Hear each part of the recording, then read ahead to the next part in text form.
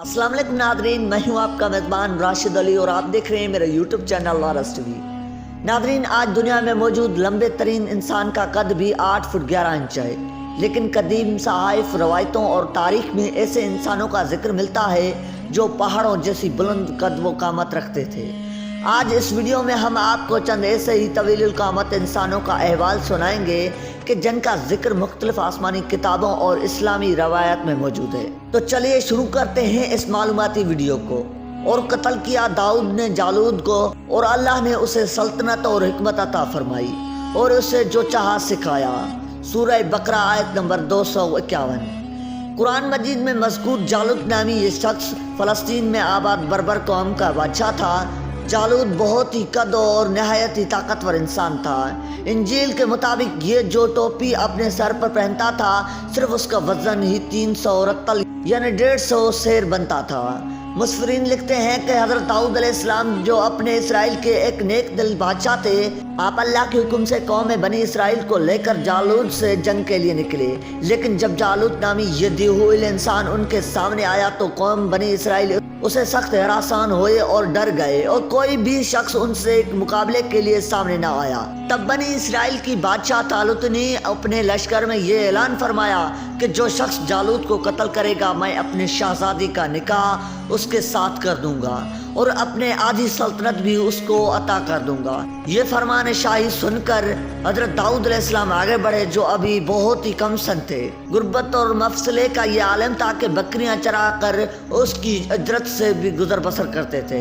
जब जंग शुरू हुई तो हजरत दाऊद अलैहिस्सलाम ने रास्ते में मिलने वाले तीनों पत्थरों को अपने गोबन में रख कर जालूद को ऊपर फेंका, और ये तीनों पत्थर जाकर जालूद की नाक और खोपड़ी पर लगे और उसके पेजे को पाश पाश कर दिया। जालूद के कत्ल हो जाने से उसका लश्कर भाग निकला और कौम बनी इसराइल को फतह मुबीन हासिल हुई। वादी के मुताबिक तालुत ने हजरत दाऊद अलैहिस्सलाम के साथ अपनी लड़की का निकाह कर लिया और उन्हें आधी सल्तनत का बादशाह बना दिया। 40 वर्ष बाद जब बादशाह तालुत का इंतकाल हुआ तो हजरत दाऊद अलैहिस्सलाम पूरी सल्तनत के बादशाह बन गए। सल्तनत की सांस साथ साथ अल्लाह पाक ने आपको नबूवत से भी सरफराज फरमाया।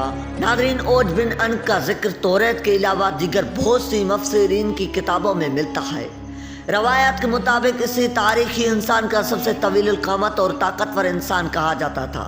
ओज के बारे में ऐसी रवायत मिलती है कि अपनी तवील कद की वजह से यह शख्स समुंदर में खड़ा होता तो पानी उसके टखनों तक होता था। बैंक समुंदर में मछलियां पकड़कर आसमान की तरफ करता और उन्हें सूरज की तपश से भूनकर खाता।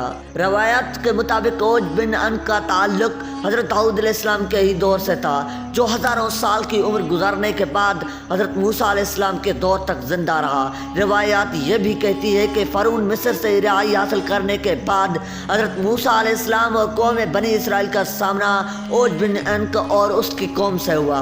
बनी इसराइल ओज की ताकत से इस कदर मरऊब हुए, उन्होंने अल्लाह का दिया हुआ हकमी जहाद मानने से इनकार कर दिया और हजरत मूसा अलैहिस्सलाम से कहा कि हम सारी उम्र वहां नहीं जाएंगे।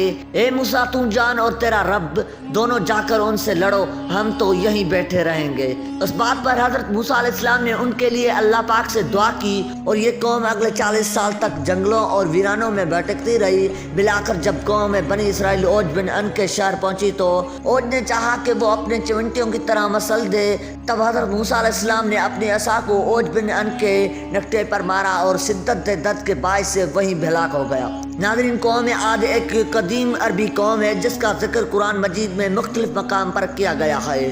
कौम आद अपनी जल्द अमजद आद बिन औस के नाम से पुकारी जाती है, जो हजरत नूह अलैहिस्सलाम की चौथी पुश्ती थी। कुरान मजीद के मुताबिक कौम आद को एक अजीम आंधी से तबाह किया गया था, जबकि जदीद तहकीक के मुताबिक एक कौम 3000 साल कबल मसीह से लेकर पहली सदी ईस्वी तक मौजूद थी। उन्हें हजारों संतानों वाली शहर की कौम भी कहा जाता था। सूरह अल-कहफ की आयत नंबर 26 के मुताबिक हमने कौम आद को वो कुव्वत और ताकत दी जो तुमको नहीं दी। ये कौम जिस्मानी लिहाज से इंतहाई ताकतवर थी।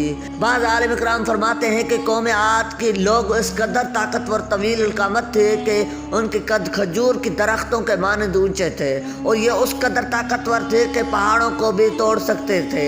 लेकिन उनकी ये ताकत और कुव्वत उनकी किसी काम न आई।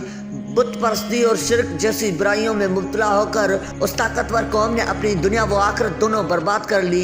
नेफिलियम तूफानी नौसी कवल एक द्यू कामत कौम नेफिलियम का तस्करा हजरत इद्रीस अलैहिस्सलाम से मंसूब किताब बुक ऑफ एनोक और बुक ऑफ जेबली में भी मिलता है। इब्रानी तौरात के मुताबिक ये अपने दौर में बहुत इंतहाई ताकतवर और तवील कामत इंसान की एक नस्ल थी, बल्कि ये लोग किसी मफूल फतरत मखलूक और इंसानों की बाहिनी ताल्लुकात से पैदा हुए थे।